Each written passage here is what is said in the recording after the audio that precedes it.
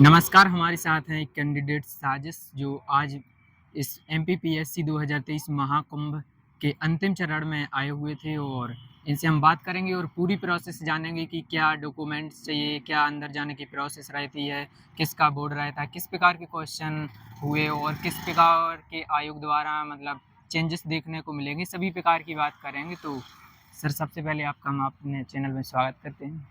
हाँ, thank you. Sir, पहले जैसे ही आप यहाँ से जाते हैं तो क्या प्रोसेस रहती है अंदर तक देखो, जाने में? पहले की प्रोसेस ये रहती है कि सबको केवाईसी करंट से इकट्ठा करके अंदर लिया जाता है। जी। देन फिर डॉक्यूमेंट वेरिफिकेशन होता है जी, जी। एंड देन फिर थोड़ी दिन के लिए सर, वेट। डॉक्यूमेंट वेरिफिकेशन में क्या-क्या डॉक्यूमेंट लगते एक हैं? तो आईडी होती है अपनी, अच्छा। ठीक है, एडमिट कार्ड होना ज़रूरी है हाँ। और प्रोफाइल के लिए फ़ाइल वगैरह में जो बेसिक इन्फॉर्मेशन जो फ़िल जी, करना जी। पड़ती है, हुँ। जिसे अपन डेफ वगैरह भी बोलते हैं, अच्छा। तो वो भी होना ज़रूरी है। और जो हुँ। बेसिक नीड जो भी वेबसाइट पे जो डॉक्यूमेंट्स हुँ, वगैरह हुँ। दिए जाते हैं ऑलरेडी, वो अच्छा। लाना अनिवार्य होता है। अच्छा, इसके बाद जैसे डॉक्यूमेंट वेरिफिकेशन होता है, फिर इसके बाद क्या प्रोसेस उसके रहती है? बाद एक रूम में एंटर होते हैं। देन अच्छा। फिर अलग-अलग प्रकार के बोर्ड रहते हैं। वहाँ पे जब जब नाम अनाउंसमेंट होता है तो देन एंटर होना पड़ता है अंदर। अच्छा।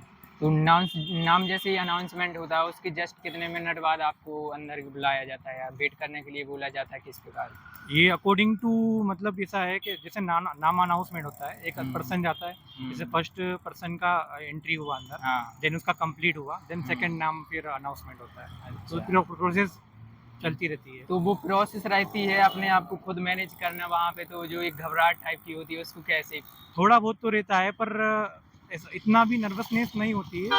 लोग अच्छा। होते हैं उस टाइम, जब हाँ। जब हम एंटर अकेले होते हैं ना, तब थोड़ा बहुत अच्छा, कॉन्फिडेंस अच्छा। डाउन होता है। हुँ। पर पैनल के लोग जो रहते हैं वो कॉन्फिडेंस पॉजिटिव वे में ले आते हैं। अच्छा। मतलब ऐसा नहीं है कि मतलब वो इतना डिफ़िकल्ट अपने लिए बना देते हैं, अच्छा। माहौल ऐसा कुछ नहीं है। अच्छा। मतलब जो भी पैनल वाले जो रहते हैं ना, इंटरव्यू लेते हुँ, हैं, हुँ। वो पूरा आपको पॉजिटिव करने की मतलब कोशिश करते हैं। मतलब उनको मतलब वो ज़रा भी नेगेटिव वाइब नहीं आने देते, आपको अच्छा। कंफर्टेबल कर देते हैं। देन फिर इंट्रोडक्शन होता है। हुँ। इंट्रोडक्शन अगर आप अच्छे से देते हैं, फिर अपने डेप्थ से क्वेश्चन आते हैं। डेप्थ से हुँ। क्वेश्चन तो आते ही आते हैं। थोड़ा मतलब डिटेल्स में बताइए, जैसे ही आप रूम के अंदर मतलब प्रवेश करते हैं तो किस प्रकार से क्या बातचीत हुई आपकी सर से? पहले सबसे तो पहले आपने क्या बोला? बेसिकली तो अंदर आने का पूछा मैंने हाँ। एंड देन फिर उन्होंने बोला कि बैठिए एंड अच्छा। देन फिर अपने बारे में परिचय के दीजिए जी, जी। एंड देन फिर अपने बारे में बताना है जी। एंड देन फिर जो भी वो क्वेश्चन जी।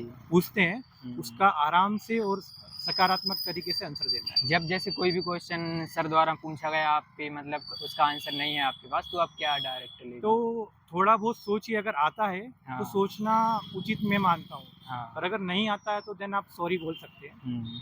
तो फिर आपसे किस प्रकार के क्वेश्चन किए गए, जैसे डेप्थ से देखो, और? डेप्थ से क्वेश्चन में रिवील तो नहीं करना चाहता हूँ अच्छा। Because is my thing.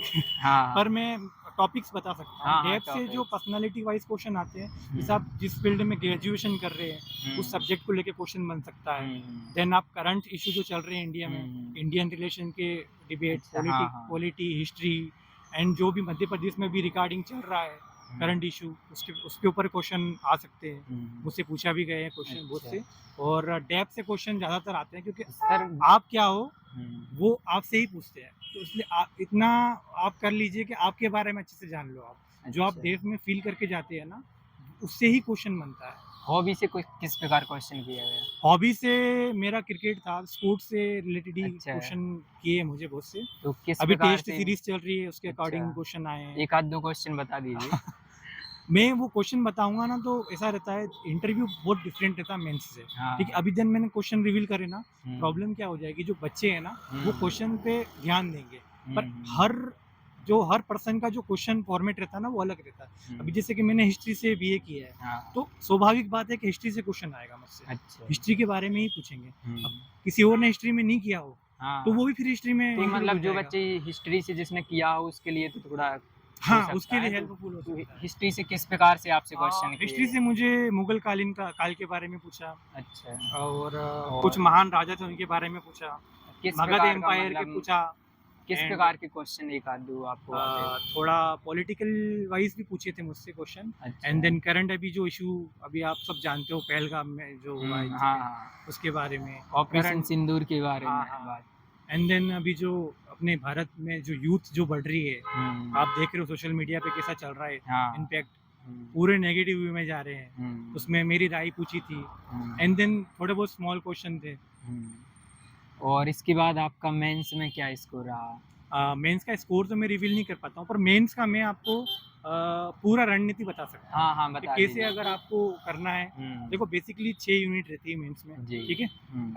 उसमें मेन मैं चाहता हूँ कि हिंदी पे फोकस किया जाए, क्योंकि 200 नंबर का ऐसे होता है, वो हाँ। 100 नंबर का व्याकरण होता है। 300 नंबर इसी के अपन को फ्री के मिल सकते हैं, तो ये दोनों कवर हो जाता है। देन हिस्ट्री एंड ज्योग्राफी में आप थोड़े बेसिक नोट्स बनाइए, बुक्स रिफर कीजिए एंड लिखने पे थोड़ा प्रैक्टिस कीजिए मेंस के लिए।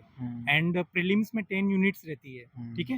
10 यूनिट्स को इस तरह से कवर करना है। सबसे पहले क्या अपन जब पढ़ते हैं ना, उसमें इंडियन हिस्ट्री रहती है एंड एमपी हिस्ट्री, ये दोनों चैप्टर अलग होते हैं। मतलब फर्स्ट यूनिट आप पढ़ोगे ना, तो उसमें इंडियन हिस्ट्री का पहले फॉर्मेट रहता है। तो इंडियन हिस्ट्री में बता दिया है कि 1900 शताब्दी 20वीं शताब्दी तक का अपन को कवर करना है। देन एमपी हिस्ट्री अलग है। ये दोनों को कॉन्सेप्ट को अलग रखा है। तो अब बहुत से स्टूडेंट क्या प्रीलिम्स में कंफ्यूज हो जाते हैं कि हिस्ट्री में पढ़ना क्या है। तो ऐसा नहीं है कि सिर्फ मध्य प्रदेश की हिस्ट्री पढ़नी है, इंडियन हिस्ट्री भी पढ़नी है।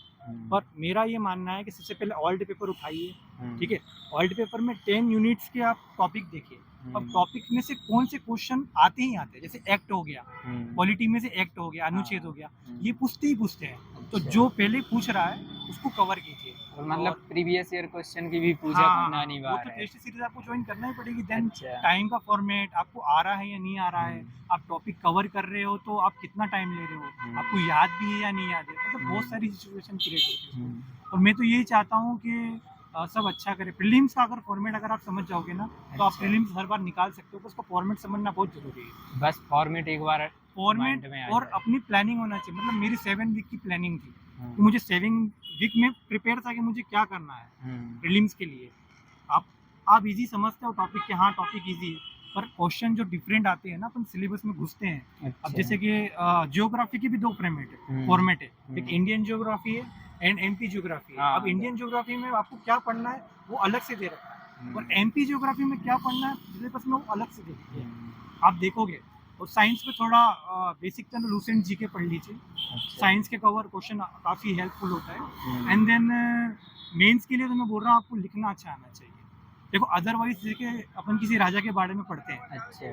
तो हर इंसान की थिंकिंग अलग होगी। उस राजा को देखे, हर इंसान ने अलग नॉलेज लिया होगा जी, जी। वो किंग के लिए।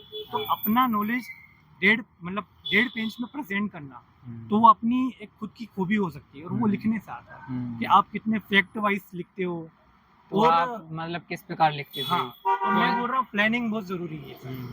दोनों फॉर्मेट अलग है, प्रीलिम्स का फॉर्मेट अलग है, मेंस का फॉर्मेट अलग है। अगर आप प्रीलिम्स क्लियर कर लेते हो, देन फिर सडनली मेंस आती है, तो आप समझ नहीं पाओगे कि मुझे क्या करना है, क्योंकि सडनली टिक मार एग्जाम रहती है और डायरेक्ट आपको लिखने वाली एग्जाम हो जाती है। तो देन दोनों तो जो मेंस के वो 7 दिन होते हैं कंटिन्यू एग्जाम रहता, तो मेरा उसको तो ये कैसे मानना है मैनेज कि पहले मेंस की तैयारी कीजिए। अच्छा।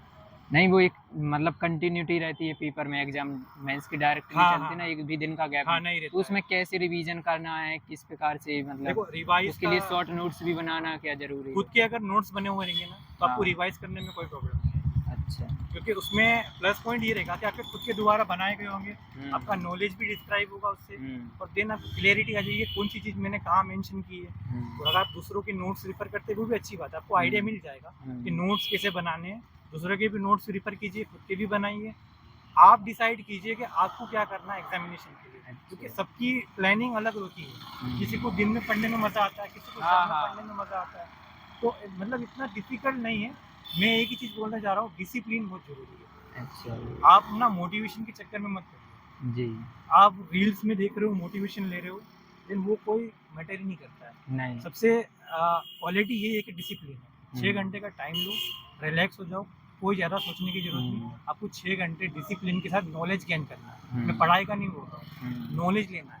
अच्छा। हर पर्सन के बारे में जानना है, हर चीज़ के बारे में जानना है, हर कानून के बारे में जानना है। तो सबसे पहला फॉर्मेट है कि ओल्ड क्वेश्चन जो पेपर जो रहते हैं ना, उस पर ध्यान दीजिए। जो स्टार्टिंग में जो फ्रेशर जो लोग रहते हैं ना, तो ओल्ड क्वेश्चन पेपर है ना, उसमें से टॉपिक्स क्या सिमिलर मिल जाते हैं अपन को। जैसे कि मान लो जियोग्राफी में नदियों के बारे में आते हैं क्वेश्चन, पर्वतों के बारे में आते हैं क्वेश्चन, सड़क के बारे में आते हैं, जो प्रमुख स्थान आते हैं ये पूछते हैं। तो अब बहुत सी चीज़ें अपन को पता होती है, तो ये तो आता ही है। आप हम्म, देखना पेपर, कोई सा भी प्रीलिम्स का पेपर उठा के देखना, अनुच्छेद का क्वेश्चन आपको दिख ही जाएगा उसमें। तो जो चीज़ पता है कि हाँ ये आ रही है, उसको पहले कवर कर लो, अच्छा ताकि कि बाद में कोई डिफिकल्ट चीज़ अपन के सामने आए तो अपन उसके लिए प्रिपेयर हो जाए। क्योंकि कुछ चीज़ें पता होती है, तो वो अपन प्रिपेयर पहले से कर लोगे तो वो आसानी होती है। सर आपने मेंस के लिए कौन सी कोचिंग की ज्वाइन की थी? मेंस के लिए मैंने कोचिंग तो नहीं, टेस्ट सीरीज।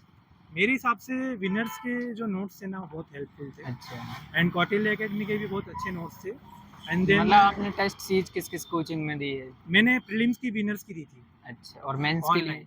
मेंस के लिए कौटिल्य एकेडमी, कोटल हाँ अकेडमी। कौटिल्य एकेडमी, और मॉक भी मैंने कौटिल्य के लिए। अच्छा, तो जो 2026 में अभी एग्जाम देने वाले हैं कैंडिडेट्स, उनके लिए आप क्या कहना चाहेंगे? देखो उनके लिए तो मैं बेस्ट ऑफ लक ही बोलना चाहता हूँ। अच्छा। और मैं तो यही बोलना चाहता हूँ कि प्लानिंग बहुत बड़ी सक्सेस का रास्ता होता है। अच्छा। अगर आपकी प्लानिंग में बहुत मतलब डिसिप्लिन होगा ना, हम्म, आप अपने प्लानिंग को अच्छे तरीके से मतलब डेडिकेट करोगे खुद को, हम्म, मतलब तो बहुत अच्छा फॉर्मेट बनेगा। मैं बोल रहा हूँ इसमें डिसिप्लिन ही है और कुछ भी नहीं है एग्जाम में। नॉलेज क्या होता है, नॉलेज अपन कैसे भी ले सकते हैं। अगर अपन किसी चीज़ का नॉलेज नहीं है तो ले लो नॉलेज, वो बहुत आसान है। तो डिसिप्लिन बहुत मैटर करता है एग्जाम में।